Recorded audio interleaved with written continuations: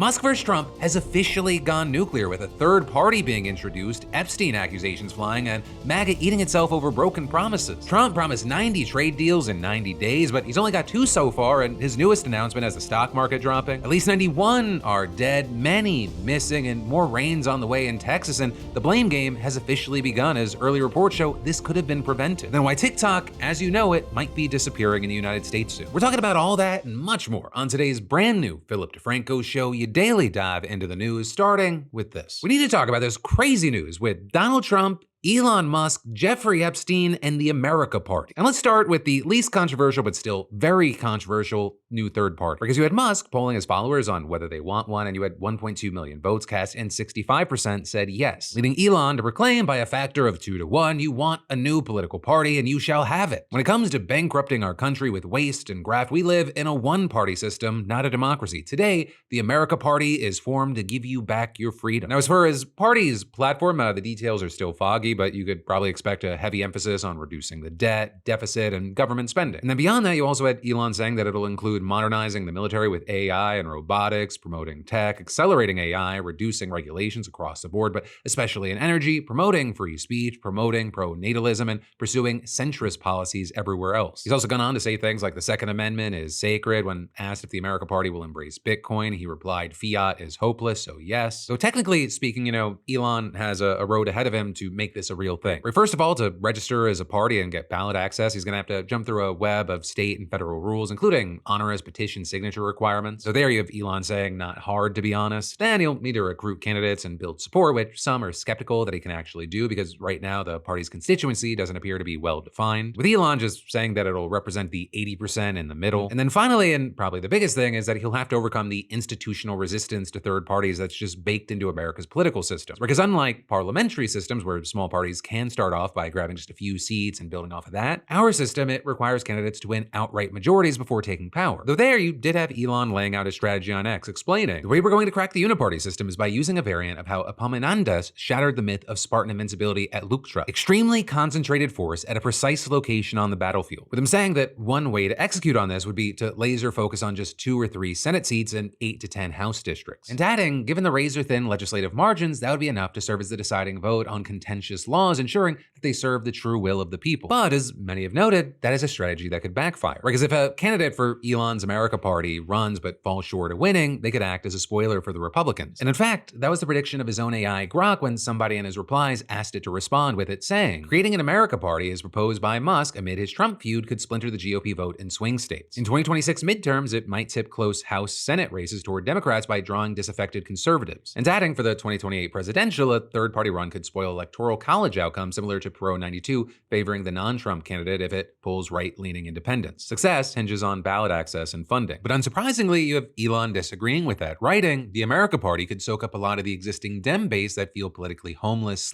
/ hate extremism. With him then also reposting Scott Adams, who wrote, if you are an analogy thinker, you compare Musk's new America Party to Ross Perot's third party run and conclude it is bad for Republicans. But that would only be the case if Musk someday backs an America Party candidate for president, and I don't see that in his plan. If Musk only backs individual senators and representatives for his new party, as he has hinted, all he does is give Republicans a new way to get past politics to solutions the country wants and needs, such as deficit reduction. Though notably, there Elon himself noted that although the focus for the next 12 months is on the House and Senate, backing a candidate for president is not out of the question, which is probably not something you want to hear if your name happens to be Donald Trump. And so unsurprisingly, you had the president unloading on Truth Social, writing, I am saddened to watch Elon Musk go completely off the rails, essentially becoming a train wreck over the past 5 weeks. He even wants to start a third political party, despite the fact that they have never succeeded in the United States. The system seems not designed for them. The one thing third parties are good for is the creation of complete and total disruption and chaos, and we have enough of that with the radical left Democrats who have lost their confidence and their minds.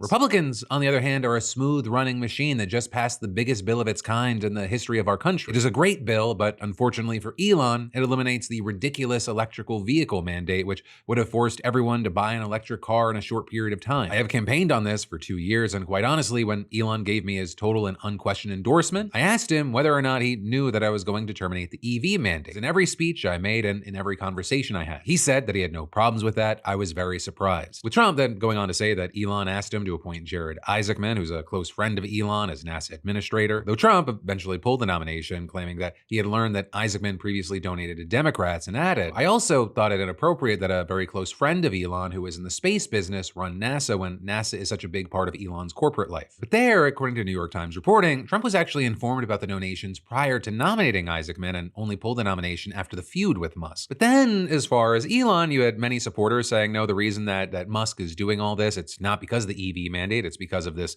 big ugly bill. It's exploding the budget, which was a huge reason that Elon got involved. And then as far as Musk himself, he shot back in another flurry of posts, though this time it was about something a little bit different, and that was Jeffrey Epstein. Right in that, because Axios just reported that a 2-page memo from the Justice Department concluded that there is no evidence that Epstein kept a client list, blackmailed powerful elites, or was murdered in prison. With it then releasing both raw and enhanced videos purporting to show that nobody entered Epstein's area of the prison the night of his death. And then the memo wrapping it all up saying that no one else in the Epstein case will be charged and no further disclosures are warranted. All of which is a massive sharp reversal for FBI Director Kash Patel and Deputy Director Dan Bongino, right? Both of whom openly questioned the official narrative on Epstein as political pundits before taking office. And so, a lot of people, they just have no idea why these men would suddenly change their tune, right? Having no idea who might benefit from this being put to bed. A true mystery, some might call it. No, but of course, the big elephant in the room is the accusation that Trump is somehow implicated in the case and that his White House is covering it up, which, is something that many Democrats have long suspected. But then Elon Musk threw gasoline on that fire last month when he claimed that Trump's name was indeed in the Epstein files. Though he later deleted that post and expressed regret, saying that he went too far. Now, apparently the gloves are back on because he's been going off with posts like, "What's the time? Oh, look, it's no one has been arrested o'clock again." Then reposting another user's statement that if the entire government is protecting pedophiles, it has officially become the government against the people. And then sharing a meme parroting the Trump administration, saying, "We will release the Epstein list, we just need more time. Then the Epstein list is on my desk, and then there is no Epstein list." With that, seemingly referring to past statements by White House officials. Some, like Alina Habba. We have flight logs, we have information, names, that will come out. And others like AG Pam Bondi. The DOJ may be releasing the list of Jeffrey Epstein's clients. Will that really happen? It's sitting on my desk right now to review. That's been a directive by President Trump. I'm reviewing that. I'm reviewing JFK files, MLK files. And then regarding Attorney General Pam Bondi, you had people pointing to that stunt she did a little while back where she gave 15 right-wing influencers binders labeled the Epstein Files Phase 1, which, turned out to just contain nothing but already publicly available information. And so this latest memo has left a lot of people in MAGA world feeling completely betrayed. People posting stuff like, "We were told to be patient, that justice was coming. Pam Bondi should resign or be fired. She lied. This is not justice." And you had prominent Trump ally Laura Loomer writing, "Who releases a statement about the Epstein files on the Sunday night of 4th of July weekend? Someone who doesn't want you paying attention." And as the right took shots at one another, you also had Democrats taking the opportunity to stoke divisions on the other side. For example, Representative Eric Swalwell posting, "Why is Trump hiding the Epstein files from you? Any of you clowns who went to the White House earlier this year to play a part in Trump's circus want to wager a guess?" And then adding, "No one who has walked Earth is more litigious than Donald Trump. If Trump is not in the files, he would have already sued Elon Musk for saying he is in the files. The absence of Trump's legal actions speaks volumes." But then also, as this news has been coming out, I was very interested to know what your thoughts were. And so I put a poll out there, and it found for what may be the first time ever, almost all of you were pretty much on the same page, with 96% of you responding that you do not believe Trump's Department of Justice here, right? And only 4% saying you either believe it or aren't sure. Though that was in a post, so not necessarily representative of all of you. And so I'll pass the question off to you. What are your thoughts with everything that we're seeing in these latest updates? But then next up today, say goodbye to TikTok, as you know. That is the message that Americans are receiving right now because its parent company, ByteDance, is reportedly now working on a new US version of the app ahead of its expected sale. Because, the Trump administration, they've been kicking the TikTok can down the road since back in January, and its new divest or face a ban deadline is September 17th. And now what you're seeing is that reports are saying that TikTok will launch this new US version by September 5th. And if Americans want to use the app for the long term, they're going to have to download this new one because the current version of TikTok is slated to stop working here by March. Or at least I'll say that's the schedule and timeline that they're working with now, and that could change. Now, Now, apparently you have ByteDance referring to TikTok internally as M, so the US version of the app is currently dubbed M2. And notably, the news of this spin-off comes as Trump's been insisting that a deal for the US to acquire stateside operations of the app is pretty much done, with Trump telling reporters over the weekend that we're going to start Monday or Tuesday talking to China. We think we probably have to get it approved by China, not definitely, but probably. I think the deal is good for China and it's good for us. It's money, it's a lot of money. But as far as who is definitively buying it, that remains unclear right now. Right, Trump, he previously told Fox News that it's a group of very wealthy people, which, yeah, it would have to be. TikTok's US operations were valued at $50 billion earlier this year, so a group of average Joes, they wouldn't be scooping it up. And also, according to Bloomberg, you have sources saying that Trump was potentially referring to a group of investors that include Oracle and Blackstone Inc., a group that also notably came very close to reaching an agreement earlier this year until China blocked it. And of course, all of this, it's coming after just the weird, wild ride TikTok's been on this past year. There was that weird limbo period because you had Biden signing the law last year and then the Supreme Court upholding it back in January, but then it wasn't being enforced because Trump delayed the deadline 3 times now. But also, like when he issued that third extension just a few weeks ago, you had reports noting that he's kind of working in this legal gray area. With, for example, the Associated Press explaining it's not clear how many times Trump can or will keep extending the ban as the government continues to try to negotiate a deal for TikTok. But then also adding, while there is no clear legal basis for the extension, so far there have been no legal challenges to fight them. With one analyst at eMarketer, Jeremy Goldman, even telling the AP that the whole thing is starting to feel less like a ticking clock and more like a looped ringtone, saying this political Groundhog Day is starting to resemble the debt ceiling drama, a recurring threat with no real resolution. Though that said, this new app, it may be just around the corner. And if that's true, the question becomes how many of the current user base will move to this new app rather than other apps. And then in addition to that, will there be a meaningful difference between the two apps? Because the algorithm is the real bread and butter when it comes to TikTok. But for now, I'll have to wait to see how this plays out. And in the meantime, let me know, would you make the jump for the Americans watching out there? And then there's more we need to talk about, but first I gotta thank a sponsor. Because when you're in debt, everything feels heavier. Grocery shopping, opening the mail, even checking your bank app. It's like a horror movie jump scare. And I've been there, and back then I wish something like our sponsor, PDS Debt, existed. Because truth is, most people aren't in debt because they're irresponsible. Life just happens. Emergencies, medical bills, jobs that don't pay enough. It adds up fast. And that's where our sponsor PDS Debt comes in, right? They look at your situation, credit cards, personal loans, collections, medical bills, and they help you build a plan to actually get you out. There's also no minimum credit score required, and it's not some one-size-fits-all nonsense. It is a custom solution for you. And they've helped hundreds of thousands of people, and they've got the 5-star reviews to prove it. Google, Trustpilot, Better Business Bureau, boom, it's there. They help you save more, pay off faster, and most importantly, put money back in your pocket instead of some lenders. If this had been around when I was younger and deep in debt, I would have jumped on this. You're 30 seconds away from starting a journey to be debt-free. And you can get your free assessment and find the best option for you right now at pdsdebt.com/DeFranco or scan the QR code. It's pdsdebt.com/DeFranco, pdsdebt.com/DeFranco. But then next up in the news today, you've now got utter devastation in Texas with flash floods killing at least 91 people across the state. And we've got to talk about what happened, why it happened, and if any of it could have been prevented. And that is, that death count, it may go up because on Sunday you had at least 41 people still unaccounted for across the state. But what we do know is that most of the dead have come from Kerr County, where so far they've found the bodies of 75 people, including 28 children, with at least 27 of those killed being campers or counselors at a private Christian camp for girls. And as of recording, 11 campers and 1 counselor are still missing. Right in that camp, it's located in Kerr County, right alongside the Guadalupe River, which is part of a bigger region of the state known as Texas Hill Country, west of San Antonio and Austin. That area is notably no stranger to flash flooding. In fact, it's one of the most flash flood prone regions in the country. Right in that, of course, because of the river, as well as the terrain, and especially the dry, hard-packed earth that doesn't soak up much water. But also I have to say,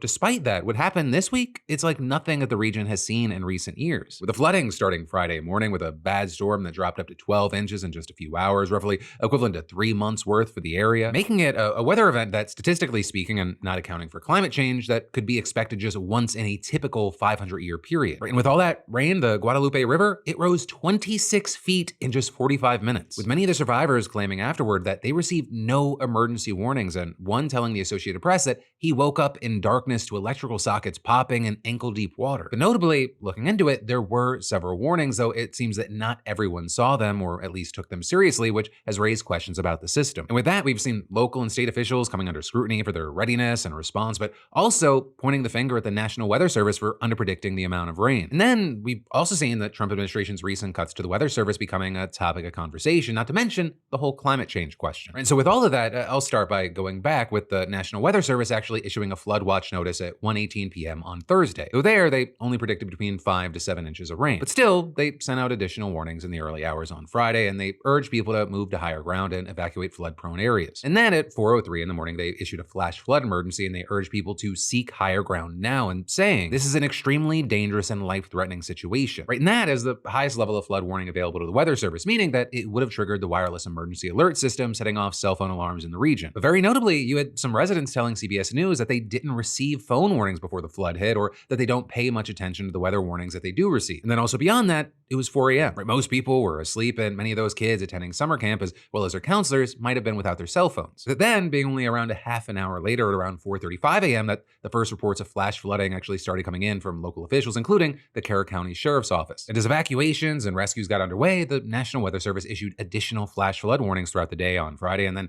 Saturday after a second wave of heavy rains. Right, and actually yesterday and today, we've continued to see flooding alerts for parts of central Texas. And with all that, what you've seen is Weather Services officials and independent meteorologists defending their forecast as timely and accurate as could be expected with the weather data that was available in real time. With, for example, one meteorologist saying that predicting flash flooding and extreme rain is notoriously difficult, and adding, the forecasting was good, the warnings were good. It's always about getting people to receive the message. It appears that it is one of the biggest contributors, that last mile. Right, and with that, while the Weather Service issued 22 warnings for Kerr County, according to a CBS News analysis, the county itself didn't send any out. And local officials so far have struggled to answer questions about why they didn't order any evacuations, especially for campers in the area along the river. Also, things have come out like the county opting not to upgrade their flood warning system 8 years ago, and they had considered putting in things like sirens and river gauges along with other communications tools, with them ultimately deciding that it was too costly, and one commissioner at the time reportedly voting against a $50,000 engineering study for the potential project and saying, I think this whole thing is a little extravagant for Kerr County with sirens and such. And beyond that, we're seeing questions being asked about whether county officials had approved development along the riverbank that may have gone around rules that were issued by FEMA regulating where homes may be built in areas vulnerable to flooding. And then also, state lawmakers, they failed to pass a bill that would have established a statewide plan to improve Texas's disaster response, including better alert systems, along with a grant program for counties to buy new emergency communication equipment and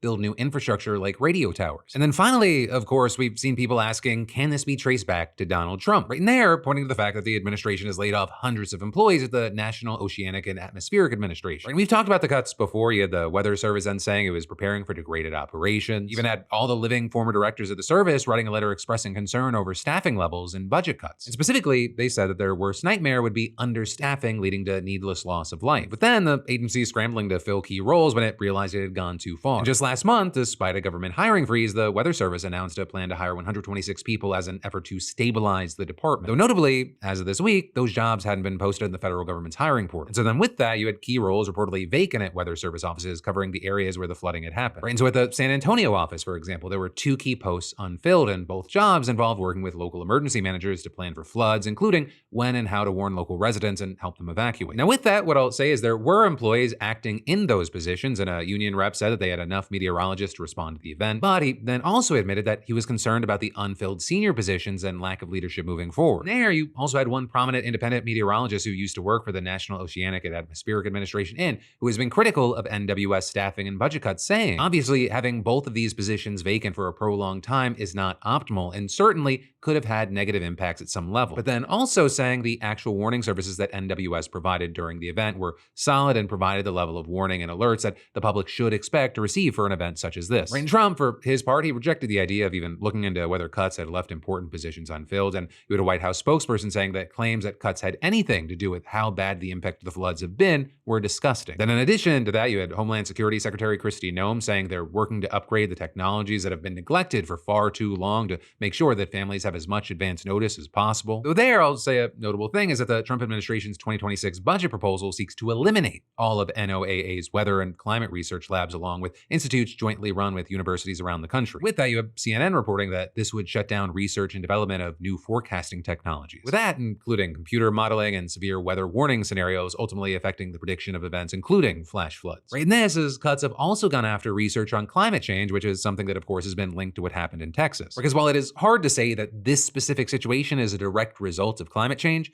meteorologists say that climate change will make extreme rainfall events worse and more frequent. With people like the director of the Texas Center for Extreme Weather at Texas A&M saying that the floods are exactly what the future is going to hold. And you had a UCLA climate scientist, adding that this kind of record-shattering rain event is precisely that which is increasing the fastest in a warming climate. But for now, as we wait to see what comes out of Texas, what happens with the numbers, obviously our thoughts and our well wishes to all those affected. It's all just a heartbreaking, shocking nightmare scenario. But then next up in the news today, Trump's tariffs are back with a vengeance. Maybe. Probably? Who knows? But he does say that there will be no exceptions. Right? And this whole situation, it's been like a roller coaster ride. But like also the kind of ride where you're like, are we gonna go off the rails? So basically, the only catch-up that you need for this latest piece of news is that back in early April, you had Trump announcing that he was placing a 10% baseline tariff on nearly every country, including major US trading partners. And then, in addition to that, he was imposing what he called reciprocal tariffs on certain countries with the additional duties ranging as high as 50%. So then, after the markets plummeted, you had Trump walking that back a bit and saying that he would pause tariff hikes on most countries and just keep everyone at the 10% baseline for 90 days. And during that time, you had Trump repeatedly promising that the US would make trade deals with other countries and negotiate more favorable terms. He even claimed at one point that he would make 90 deals in 90 days. But according to reports, he's only made 2 deals in that time, one with the UK last month and one with Vietnam last week. And now, right, that initial 90-day pause, it's set to come to an end on Wednesday. And so with hardly any trade deals actually on the books, there's been widespread confusion about what's going to happen next and if the rates would take effect this week or on August 1st, as some administration officials had suggested. Right, and actually, when asked about the approaching deadline over the holiday weekend, we saw this interaction between reporters, Trump, and Commerce Secretary Howard Lutnick. Tariff rates, do they change on July 9th or August 1st? No, they're going to be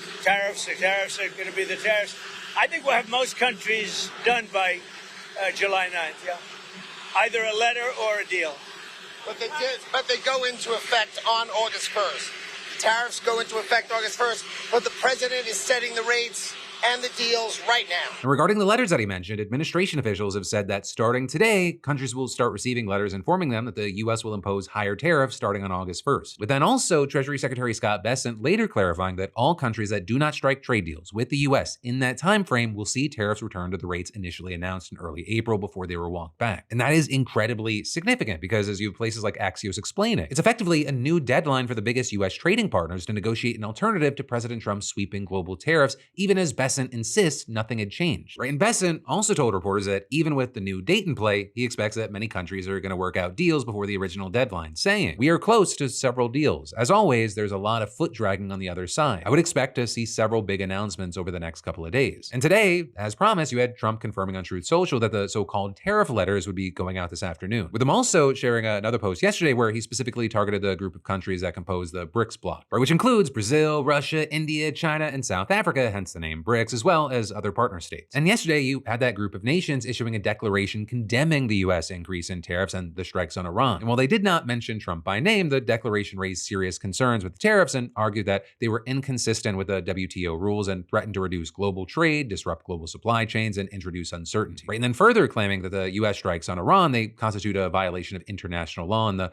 Charter of the United Nations, while calling on the UN to investigate it. A move that apparently made Trump so mad that he's now retaliating by imposing even deeper trade restrictions, with him writing in a post on Truth Social. Any country aligning themselves with the anti-American policies of BRICS will be charged an additional 10% tariff. There will be no exceptions to this policy. And then beyond that, you had Trump sharing 2 very similar tariff letters that his administration sent to Japan and South Korea today, informing both countries that they would be subject to blanket 25% tariffs on all goods starting on August 1st. Though noting that they'll be separate from the additional sector-specific duties imposed on certain trade categories, and adding that if the countries agree to trade policies that the Trump administration views as favorable, the US would perhaps consider an adjustment. Though then also, both letters noted that the tariffs could be either decreased or increased depending on our relationship with your country. And then also, if Japan or Korea put new tariffs on the US in response, the administration says that it'll increase the baseline duties beyond 25%. And as I was recording this for you today, we saw Trump posting a steady stream of very similar letters that he has now sent to other countries outlining tariff increases ranging from 25% to 40%, with the impacted countries including Malaysia, Kazakhstan, and South Africa, among others. But also, like, who knows what's going to happen? The whole situation's very fluid. Trump's gone back and forth so many times, my fucking neck hurts. Maybe there'll be deals, maybe there will be pauses, maybe it gets kicked down the road. Right, in the past, Trump has reversed course on his tariffs after seeing how negatively they affect the market. And to that point, we saw stocks tumbling today in reaction to Trump's various announcements, with the Dow falling around 500 points and NASDAQ and the S&P 500 also seeing notable drops. You know, all of this, it's playing out as you have many economists warning that Trump's various tariffs are going to bring very serious economic consequences. Right, warning that US businesses are going to be the the ones to have to pay the cost of these tariffs up front. And those increases, those prices inevitably get passed on to the consumers. But for now, we're left kind of waiting to see which way the wind's gonna blow here. But that is where your show is gonna end today. I wanna say thank you for watching, thank you for subscribing, and I'll see you right back here to talk more news tomorrow, because of course I got a brand new show for you every Monday, Tuesday, Wednesday, and Thursday at 6 p.m. Eastern, 3 p.m. Pacific. Stay safe, stay sane, and I'll see you then.